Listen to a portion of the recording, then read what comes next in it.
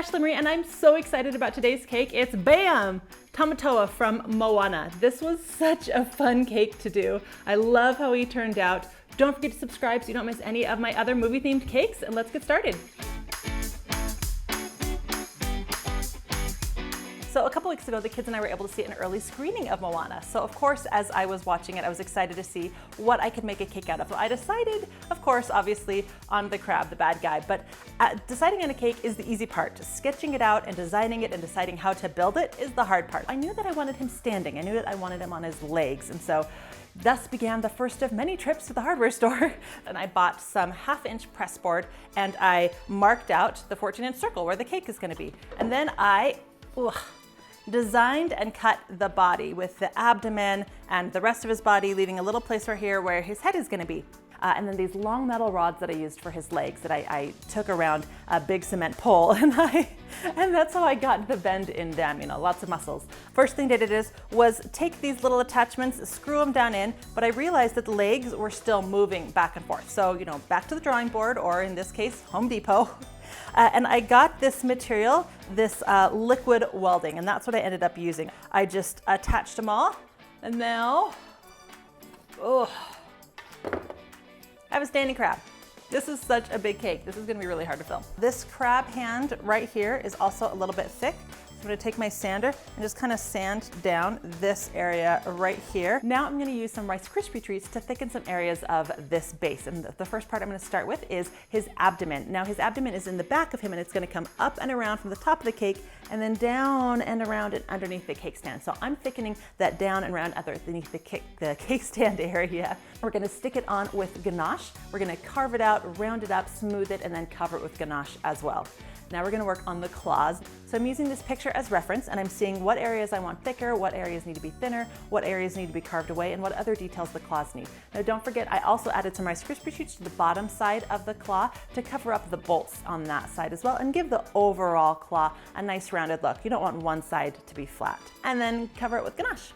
Now paint the bottom of the board with a little bit of water. We don't want to get this soaking, just slightly damp. And then I put a really thick layer of blue fondant on this, thick enough that it was going to cover all of those nuts and bolts and stuff as I rub it slightly smooth. Now for the legs themselves, I'm going to start with the 4 back legs. They each have 4 different components to the legs. So I'm rolling out some tubes, sliding those onto the metal, and then shaping them from there. They're going to be thinner closer to the body, and they're thicker as they come out to the next joint. Then the next joint starts thinner, goes thicker, thinner, thicker. The very final joint actually is a claw that comes down to a really sharp point, you know, that helps them with their climbing and aspects like that. Now for the next set of legs up, these are much thicker legs. They're stronger legs. These are the legs that actually help them with all the climbing of coconut trees and walls and other things that these crabs can do. It's pretty amazing. Now his left leg, his left front thick leg is actually broken, and it's a part of his story in the movie. So it only is going to have 3 joints where the other front leg is going to have 4. So these are just like the back legs, just a little bit thicker. Now the very front of his claws are actually orange, then it goes into this magenta and then the purple and then the blue. Now I'm planning on just airbrushing the purple aspect onto him later. That's why I'm going with just the straight blue right now. And orange to blue is actually pretty harsh, but trying to get that orange to magenta to purple to blue actually wouldn't work very well either. So I'm just gonna go from the orange to blue and then use the airbrush later to add the magentas and the purples and hope that it looks okay. So take this orange fondant, put it over the claw, press it down into all the aspects just like you're doing with the cake. Make sure that you're not getting any creases or ripples. Get it nice and smooth. The great thing about the ganache is that as you rub over it, it will warm up the ganache and the fondant will attach to each other really well. Then cut away all of the excess where we're gonna go from the orange to the blue. And there's a little bit of a swirl, soft lines to this. Again, use the picture as a guide. Then in between the claws themselves, we're just gonna press that together, cut it away, and make sure that we get that nice and smooth. This is a really important detail, so make sure that you also don't rip through the fondant because those claws are pretty sharp up in front now where I sanded them down. We're gonna take a thin amount of blue and wrap it around the claw itself. I'm gonna put the seam along the bottom so that it doesn't show. Again, use your hands, warm this up, spread it out nice and smooth. Then we're gonna take a cut and cut along that same line that we cut the orange. And while both fondants are still really fresh, we're gonna press them together so that they look seamless. There's not like one bump that's higher than the other. Now it's time to add the next joint in his claw. Now where it goes from the claw to the wire is actually pretty sharp. So I'm gonna wrap some extra blue fondant around that and kind of soften it up. Once I'm happy with that, then we're gonna take a nice smooth amount of fondant, wrap it around, put the seam along the bottom again, ready for the last joint in these claw arms. Now this is a much longer, thick joint. So we're gonna roll a really long, thick tube, thicker on one side where it's gonna go over that next joint, thinner where it's joining into the body. And once we're happy with the length of this and the thickness of this, we're actually gonna cut right down the back side of this to all the way to the center so we can open it up and wrap it around the metal rod. And that's it. All the legs are done, the base is done. We're ready to move on to the actual cake itself. I'm gonna do most of the cake actually separate from the stand and then put them together at the very end. So I have two 14-inch, 2-inch tall cakes that I have glued together with ganache, and we're ready to start carving. Now I'm using this template that I cut that's the same size as the base that I've already made, and we're gonna cut that original shape. So now we have, you know, his sides, his little neck area, and his big bottom area. Now that we have the basic shape, it's time to just start kind of hacking away until you're happy with it. I'm gonna focus on the side aspects of the shell first.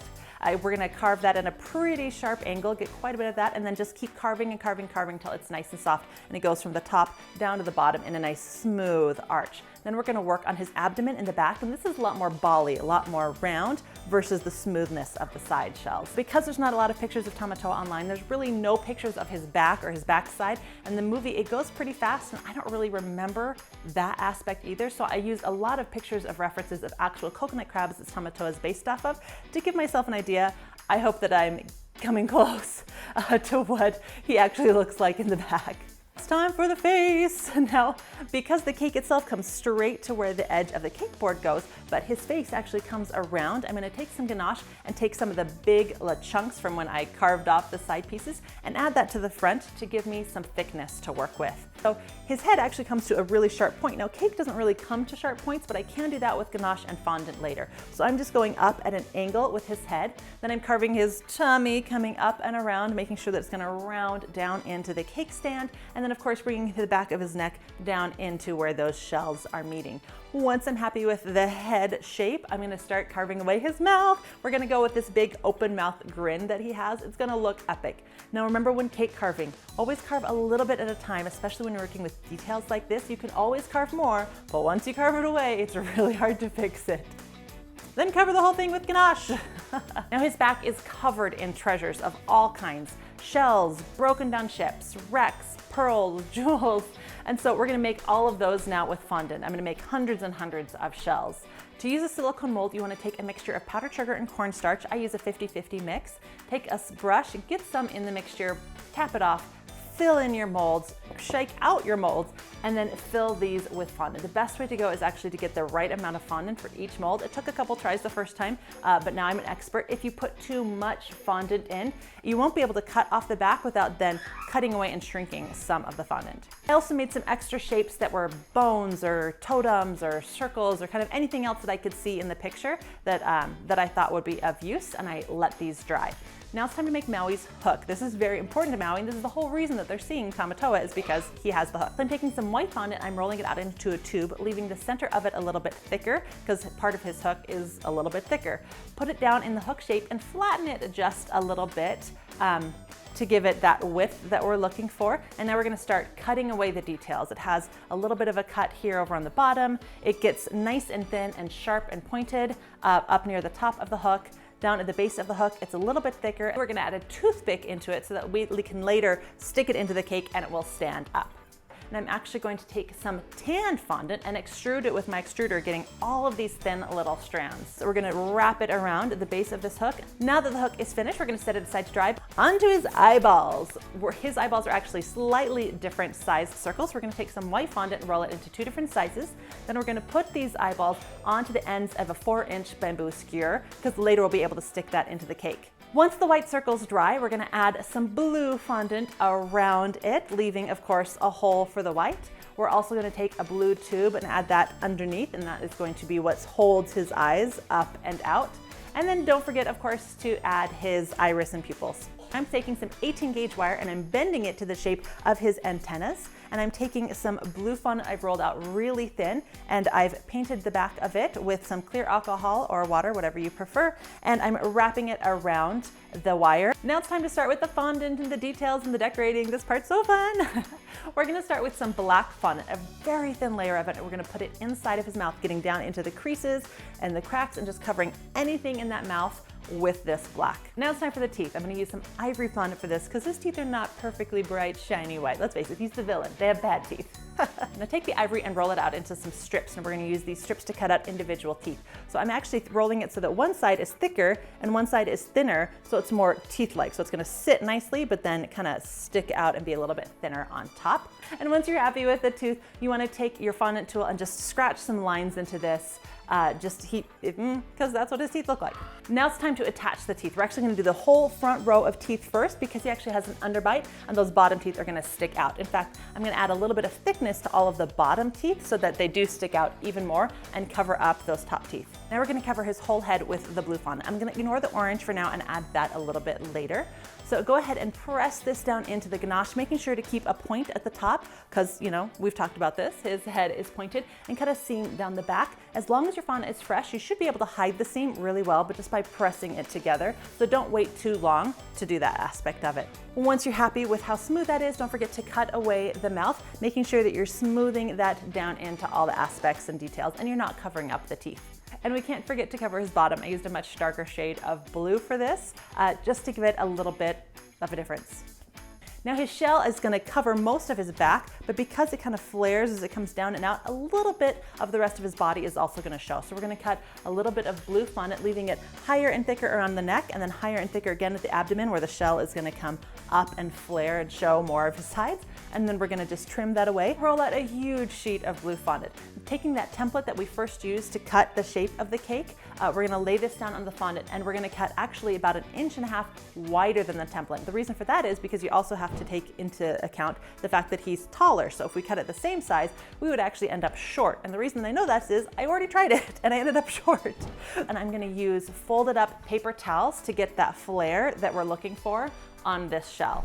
Everything is dried. It's time to start putting it all together. So we're going to start gluing all of these dried fondant shells onto the back of his shell. All of his treasures we're going to put on his back now. Now I prefer to use clear alcohol. What it does is it eats away a little bit of the fondant and it leaves it tacky. I don't like using water. I feel like it just leaves it slimy, and I want these things to hold, not slip. We're going to add some of these pastel sequins, and what they're going to do is look like coins. Everything has dried and it's time to paint it gold, but before we do, I want to take a really soft brush and brush away anything that's not stuck to it so that as we paint it gold, it won't be coming off into the brush. For the gold, there's quite a few things you can do for a gold paint. You can use a gold airbrush. I find that it doesn't give me the thick coverage that I'm looking for, and I don't like the color and the sheen of the gold airbrush quite as much as I do this Rokum Super Gold. So it's a powder, and you want to mix it with a little bit of clear alcohol. So just start painting at this point. It's going to take a while. You don't need to mix it all up at once. I work in small portions at a time. Kids enjoyed helping me with this. They would point out anywhere that I missed. It was very helpful. Before it's dried, it's a great time to start sticking some smaller things to it. I have all these small silver and gold balls. I have this gold sprinkle that I'm going to add to the edge where I couldn't all get coins. We just really want to add more depth and more texture to this, so just really have fun. I also have these pearls, these large and small pearls I'm going to stick to it. Now some of the bigger stuff isn't going to stick to the sides, it's just going to roll off, but it will stick to the top. So yay! Now we want to let this completely dry. Now it's time to airbrush. Now I started with some magenta to cover up that orange on his claw, and as the magenta sprayed onto the blue, it actually created the perfect shade of purple. So I ended up only using magenta all over this cake, and I think it brought the orange and the blue together rather nicely. I also added some treasures and some coins and some gold to his claws and the top of his other legs. Now it's time to put the whole thing together. And you'll notice that I have a cake stand with something underneath this holding it up. I'm not quite sure if the cake stand is going to be able to hold the weight of the cake. And since I can't really test it, I'm going to leave this here just kind of as a safety precaution, hoping it'll work. So we're going to add the orange to the front, and that's going to help cover his seam in the front. And just for the finishing details, a little bit more airbrushing. Don't forget to add his eyes, press in his antennas, and then of course, finish off with the hook. Let's take away the cake stand. And he's done, and he looks amazing, and I'm so happy. This was totally worth all the work that went into it. I would say if you were going to make this cake for yourself, I would recommend making a smaller version. You know, when I first started building it, I kind of didn't realize just how big it would get. It's kind of hard to find a surface to put this thing on. Fun fact, this is actually a life-size coconut crab. This is the size they actually get. This cake, if you follow me on Insta stories, you will know, because I show the back end over there. This cake actually took me over a week to make. Let's just say I don't know if I will ever wear this shirt again after wearing it for a week straight. I love how the gold looks on him. I love his expression. His teeth are probably my favorite detail. I love how his bottom turned out. I love his bottom. His bottom turned out really cute. Now, if you love movies as much as we love movies, don't forget in the comment box down below to let me know what movie you're the most excited about coming out this year. I would love to hear if there's a specific movie or character that you would like to see a cake on. Don't forget to subscribe so you don't miss any of my other films. And don't forget to go back and watch all of the other fun movie-based cakes that I have already done on the channel. We have been listening to the soundtrack for the last week non-stop. My kids love it. Obviously, this is my favorite song and character. Maui! Now it's time to kick your hiney. Never seen someone so shiny. Do you think the gold makes it taste better? Yeah. This taste is so good. All right. Thanks for watching.